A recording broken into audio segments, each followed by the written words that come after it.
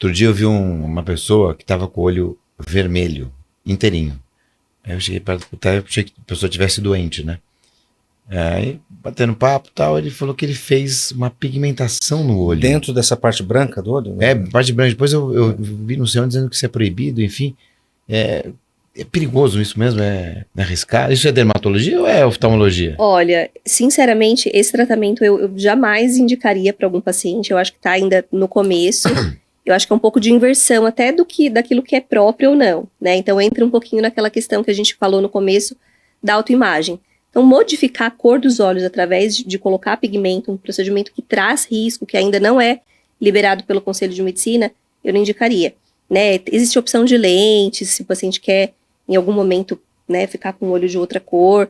Então a gente tem que entender até onde é válido o tratamento estético quando a gente começa a passar um pouquinho do ponto, né? Então eu acho que a saúde tem que estar sempre em primeiro lugar. Pele negra, precisa passar protetor?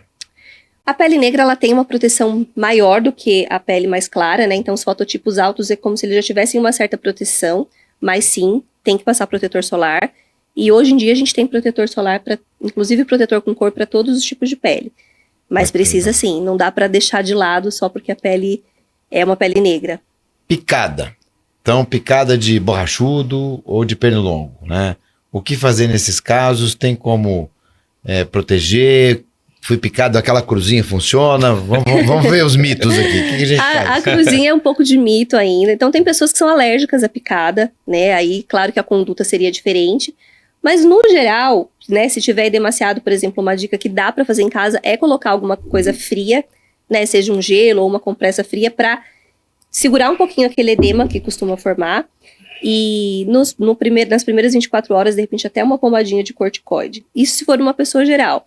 Agora, tem pessoas que são de fato alérgicas, aí a gente tem que ter um medicamento em casa, ter uma série de cuidados ali para que isso não evolua para uma reação anafilática, por exemplo, né? E quando que a gente tem que tomar cuidado com a picada? Porque essa picada está diferente, pode ser de uma aranha ou de algum outro inseto peçonhento. Tem algum indicador? Normalmente, as picadas mais graves, elas dão sinais claros, assim, de inflamação.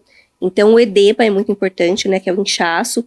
A coloração vai ficar mais escura também, né, vai ficar aquela coloração, um vermelho mais violáceo, mais arroxeado, e a dor. Então, a dor é um marcador muito importante. Se tá, o que eu oriento para os pacientes? Se tá num ambiente de sítio, que não conseguiu identificar qual foi o inseto, o ideal é sempre procurar o pronto-socorro, né, porque se tiver alguma reação mais grave, tá em tempo ali de se cuidar, né, enfim. O calor também, ela fica quente. Fica muito quente. Então, os sinais inflamatórios são bem mais importantes, por exemplo, da picada de uma aranha, do que da picada de um inseto mais simples, né? E algumas aranhas são muito venenosas. Então, na dúvida, se você não conseguiu ver qual foi o inseto, o ideal é procurar o pronto atendimento. E coceira? Coceira pode ser tudo, né? Olha, coceira é um mundo à parte, assim, na dermatologia, né? Eu tenho muitos pacientes que têm essa queixa, a gente chama de prurido, né, na dermatologia. A grande maioria é pele seca, é pele xerótica, né? Então, tem muitos casos, a gente criou o hábito de tomar banho errado desde criança, né? O que é tomar banho errado? Então, quando a gente é criança, a gente tem o hábito de usar bucha no banho. Em casa a gente usava. Né? Aquela bucha de metro. Bucha vegetal. Isso era uma coisa, era o habitual. Então, a gente não entende que isso não há necessidade. A gente pensa que tem que usar bucha. E isso acaba tirando ali a proteção natural da pele. Então, banhos muito quentes, né? Todo mundo gosta de um banho quente, eu inclusive gosto, mas um banho muito quente acaba tirando a proteção natural da pele. O uso de buchas, né? Os próprios sabonetes, hoje eu recomendo muito sabonetes mais suaves, sabonetes em óleo, hoje em dia tem muito óleo de banho. Então, a gente tinha a ideia que pele saudável era pele extremamente limpa. Então, esfregava-se a pele ali com bucha, com sabonete em barra, até a pele ficar vermelha. E isso a longo prazo vai deixando a pele muito sensibilizada e a pele vai ficando com coceira. Eu sempre tive muita alergia. Aí eu comecei a usar um sabonete líquido sem sabão. Isso. Sem sabão, nunca mais tive problema, Renato. E ele mantém a pele com uma... Porque os sabonetes, de uma forma geral, tem muita química, né? Tem muita coisa. E é cheiroso, mas... Só é cheiroso, porque ele não protege a pele, né? Isso. Esse que eu uso já faz, sei lá, uns 5 anos, nunca mais me deu problema. Geralmente, a gente retira além do que a gente precisa retirar da pele. Então, a flora da pele, a gente tem que manter ela equilibrada. né? Então, eu sempre falo para os pacientes, a gente tem que ser suave com a nossa pele, a gente não precisa esfregar as regiões, claro, a não ser que andou descalço, alguma coisa assim, aí a gente faz o uso da bucha e tudo mais. Mas, no geral, não tem essa necessidade. E aí, esses sabonetes Síndetes, que são sabonetes sem sabão, são sabonetes mais suaves, ou os óleos de banho, são maravilhosos. E muitas vezes, para quem tem preguiça de usar um hidratante após o banho, ele já faz, às vezes, ali de hidratar um pouquinho a pele. Então, esse é o primeiro passo, né? De uma forma geral, para quem não tem nenhuma doença de pele específica. Então, se o paciente chega com queixa de coceira, primeira coisa é ajustar esses dados do banho, né? Então, tá tomando banho muito quente, muito prolongado, o tipo de sabonete, tá usando bucha. Se ainda assim persistir o prurido, aí a gente vai para uma investigação melhor.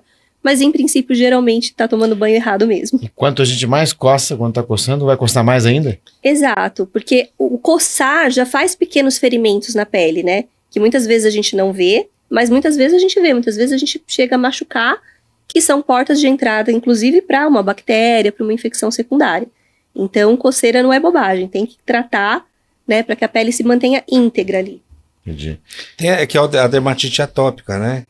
Tópica. Atópica. Eu mesmo tenho aqui na mão, de tanto escrever, eu criei aqui uma que é crônica. E coça demais. Até uma época eu usei um adesivo que é... De corticoide. De corticoide. Que eu chamo um adesivo aqui para suportar a coceira. Se eu coçar demais, chega a machucar, né? E a dica do borrachudo, Renato, um amigo meu lá, o borrachudo de Ilhabela, que é só... Ele é único, né, no mundo. O borrachudo de Ilhabela, ele falou assim, se você suportar a coceira por um tempo, você cria uma espécie de imunidade para as outras picadas. Mas quem que aguenta? Poxa, levar uma picada de um demais. borrachudo e ficar quieto ali. Sabe o que eu faço? É uma tortura, né? Não tem como... Para mim funciona. Vou perguntar para Renato se tem fundamento científico. Repelente. O borrachudo, quando ele pica, ele fica sai um pouquinho de sangue, né? Fica um... assim. Ele dá uma... Eu aperto, tiro, sai um pouquinho mais de sangue. Passa, para mim passa. Você tira o veneninho dele. É isso, é verdade? É da minha cabeça? Se de fato ficou um acúmulo de veneno ali, tirar um pouquinho vai ajudar, sim, principalmente em relação à coceira. Né? Pra mim, passar um passa alquinho também, um mertiolate. Eu aperto assim, passa na hora. O álcool não vai, assim, a não ser que você, por exemplo, coçou e aí pode infeccionar, porque é a nossa mão, né? Aí a questão de limpar pode ser importante, mas para o processo inflamatório não vai mudar.